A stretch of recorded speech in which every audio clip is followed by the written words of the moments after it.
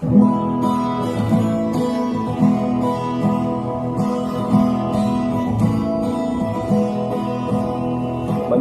makinig, matuto.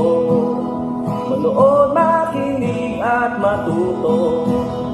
May aral natin ang kwento ng bayan ko.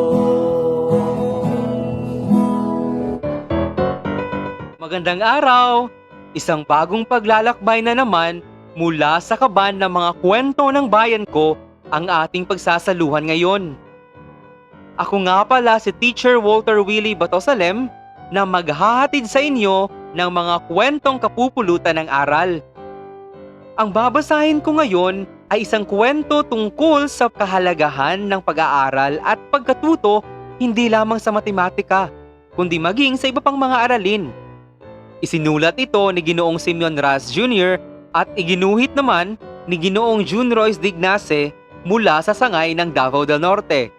Binigyang buhay naman ito sa anyo ng audiobook ni na Teacher Junri Baogbog Tabal at ng inyong lingkod mula sa sangay ng Davao del Norte.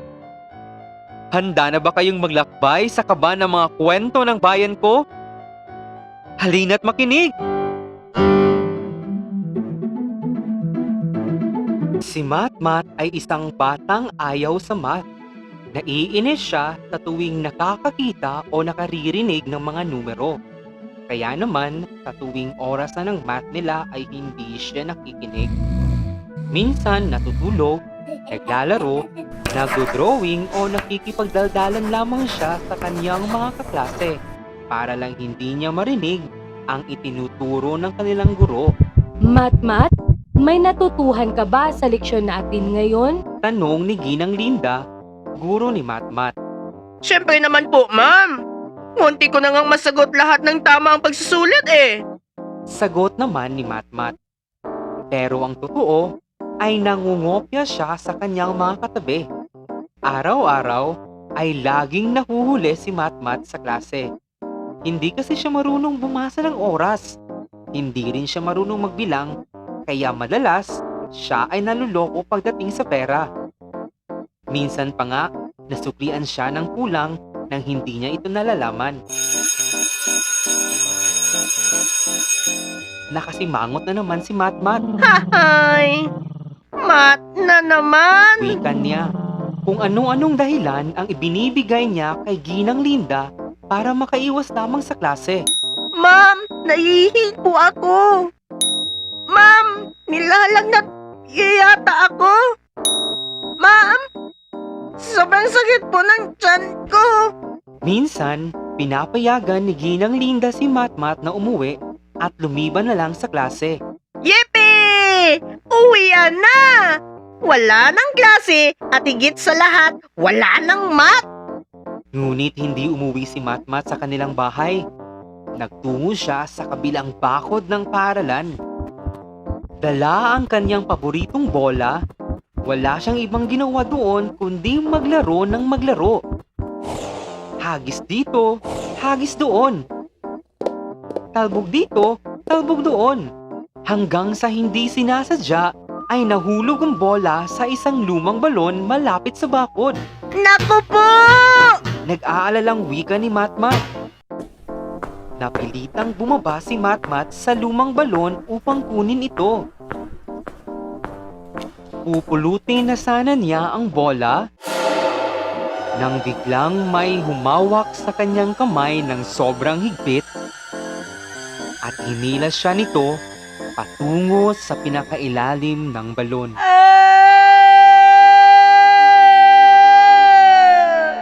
Walang nagawa si Matmat kundi sumigaw ng sumigaw.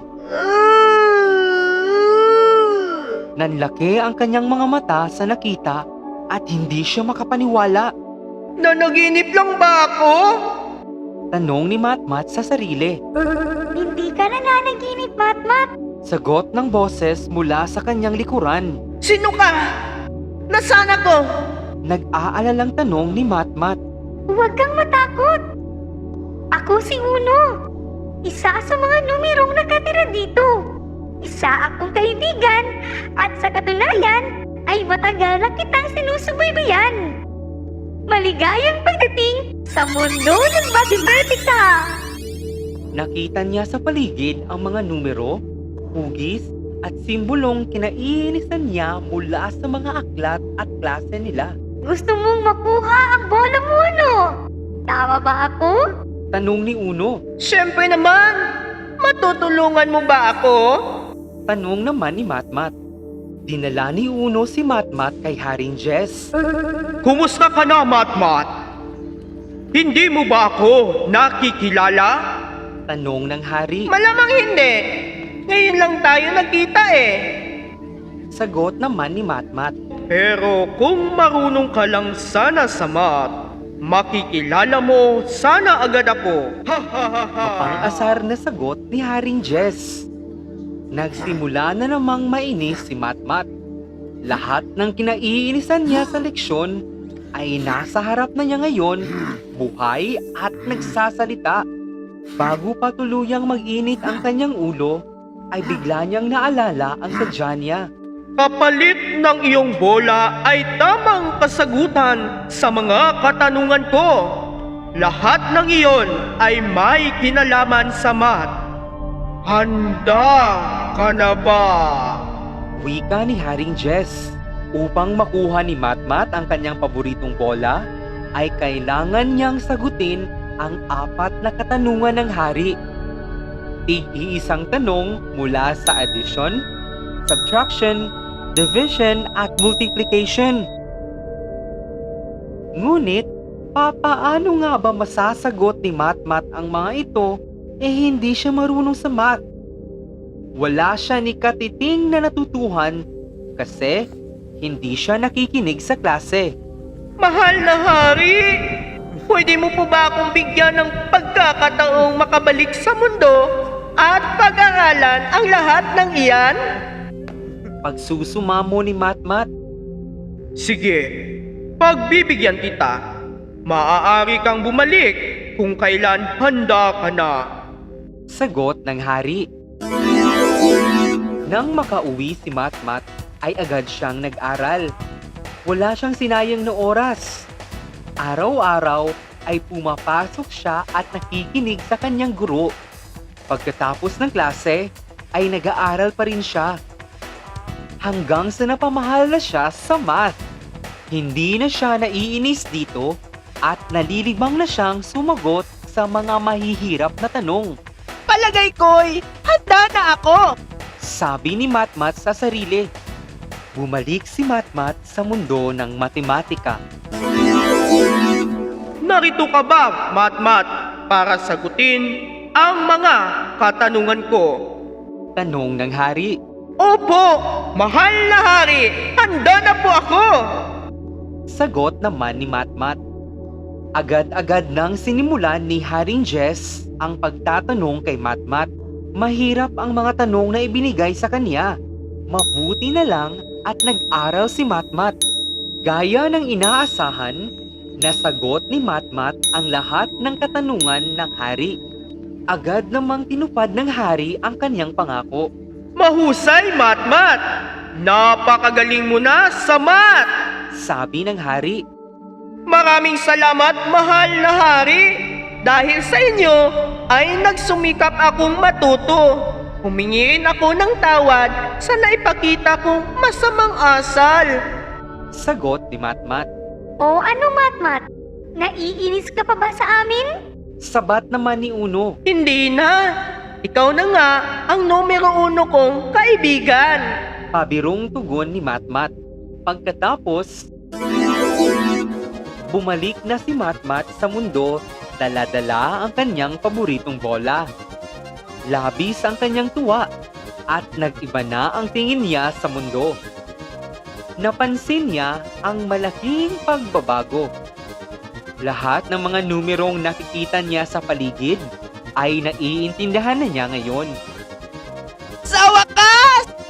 Naiintindihan ko na ng lubos ang kahalagahan ng math sa araw-araw na buhay ng tao. Nabatid ko na rin kung gaano kahirap ang buhay ng taong walang alam sa math. Marunong na siyang bumasa ng oras. At magaling na rin siyang magbilang, kaya naman, hindi na siya naluloko pagdating sa pera. Naging paborito na niya ang math. At sa katunayan, palagi siyang lumalahok sa mga kompetisyon sa kanilang paaralan. Sa pagdating ng araw ng pagkilala, syempre, best in math si Matmat.